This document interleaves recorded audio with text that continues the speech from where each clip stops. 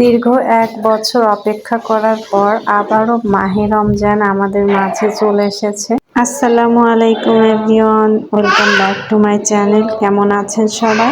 চলে এসেছি নতুন আরও একটা ভিডিও নিয়ে আপনাদের মাঝে। সবাইকে মাহে রমজানের অনেক অনেক শুভেচ্ছা জানিয়ে শুরু করছি আজকের ভিডিও। অন্যান্য মাসগুলোর তুলনায় রমজান মাসটা আমাদের জন্য অনেক বেশি স্পেশাল।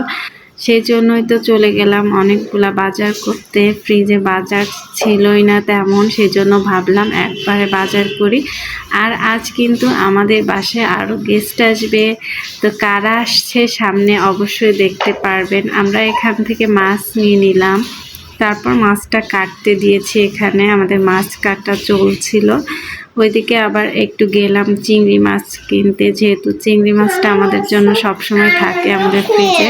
মাছটা অনেক বেশি পছন্দের একটা মাছ, তো এখান থেকে আমরা চিংড়ি মাছ কিনে নিয়েছি। সচরাচর আমরা বড় চিংড়িগুলাই কিনি, কিন্তু আজ 2 প্রকার চিংড়ি নিয়েছিলাম। বড় চিংড়ির সঙ্গে সঙ্গে ছোট চিংড়িও নিয়েছি। হঠাৎ করে ইচ্ছা করলো ছোট চিংড়িগুলা ভাজির সঙ্গে অনেক বেশি মজা লাগে, তো ভাবলাম ওইগুলা নিয়ে ভাজির সঙ্গে খাওয়া যাবে। যদিও সব কিছুই কিনতে চেয়েছিলাম কিন্তু হয়ে ওঠে নাই, শুধুমাত্র মাছ মাংস এগুলা কিনে বাসায় চলে এসেছি।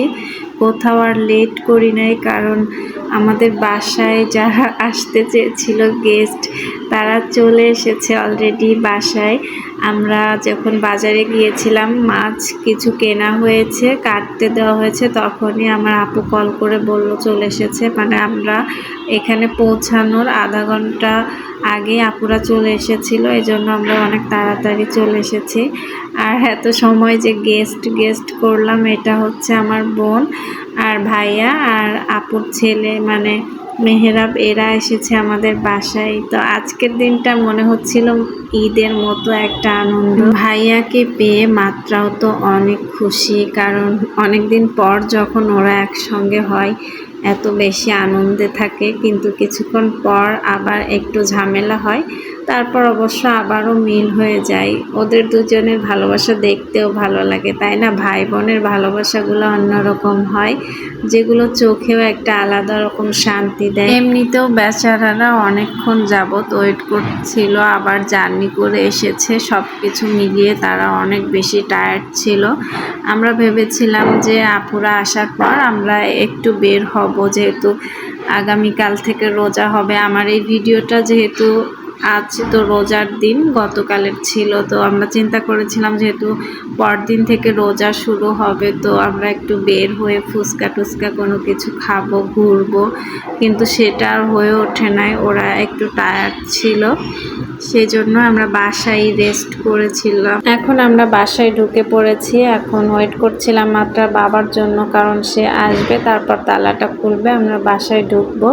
বাসায় ঢুকেই তো মনের একটা শান্তি লেগে গেল, কারণ অনেক দিন পর এটা দেখলাম। এটা কি বুঝতে পেরেছেন কি? এটা হচ্ছে খেজুরের রস। তো অনেক বছর পর এটা পেলাম, আপুর শ্বশুর বাড়ি থেকে এটা এনেছে। অনেক গল্প শুনেছি শীতের সকালে খেজুরের রস, ছোটবেলায় হয়তোবা খাওয়া হয়েছে, কিন্তু বড় হয়ে সেরকম সুযোগ হয়ে ওঠে না। আজ আমরা সেহরির জন্য এই খাবারগুলো রান্না করেছিলাম। এখানে সাদা প্লেন পোলাও ছিল, রোস্ট ছিল, আর হচ্ছে চিংড়ি মাছ ভোনা করা হয়েছিল, সঙ্গে ছিল আমার আম্মুর হাতে রান্না করা গরুর ভুঁড়ি।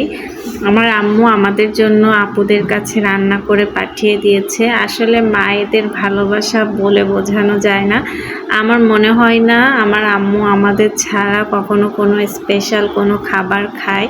মানে সে সব সময়ই ওয়েট করে থাকে কখন আমরা যাব আর কখন সে রান্না করবে, বা কখনো রান্না করলে সেটা যেভাবেই হোক না কেন পৌঁছে দেয় যে কারোর মাধ্যমেই। তো আসলে এরকমই তার ভালোবাসা। এটা কিন্তু সেহেরির ভিডিও। তো আমরা উঠে পড়েছিলাম, ঘুম থেকে উঠে তারপর ফ্রেশ হয়ে এখন খাবারগুলা গরম করে নিচ্ছি। আর এটা গরম না করেও তো খাওয়া যায় না, এই জন্য সুন্দরভাবে গরম করে নিচ্ছি। আর গরম গরম ভাতের সঙ্গে সেই মজা। এরই মধ্যে খাবারগুলা গরম করতে রেখে আমি আবার একটু বেলকুনিতে আসলাম। এসে কিছুক্ষণ দাঁড়িয়েছিলাম, দেখি সবার বাসার লাইট অন। মানে এই সময়গুলো আসলেই অন্যরকম যায় সবাই। এখন আমরা খেতে বসে যাব সবাই, এই জন্য খাবারগুলো সার্ভ করে নিলাম প্লেটে। আর বাচ্চারা তো ঘুমিয়েছিল। হঠাৎ করে আমরা খেতে খেতে তখন দেখি মাত্রা উঠে পড়েছে, তো মাত্রাকেও একটু খাইয়ে দিলাম। মানে ছোটবেলার কথাই মনে পড়ে গেল, যখন আমরা হঠাৎ করে উঠে পড়তাম সেহরিতে, তখন আমার আম্মু আব্বু বলতো যে দিনে যতবার খাবো ততবারই নাকি ততটা রোজা হয়। তো মাত্রাকেও এটা বলে সান্ত্বনা দিলাম। আল্লাহ হাফেজ।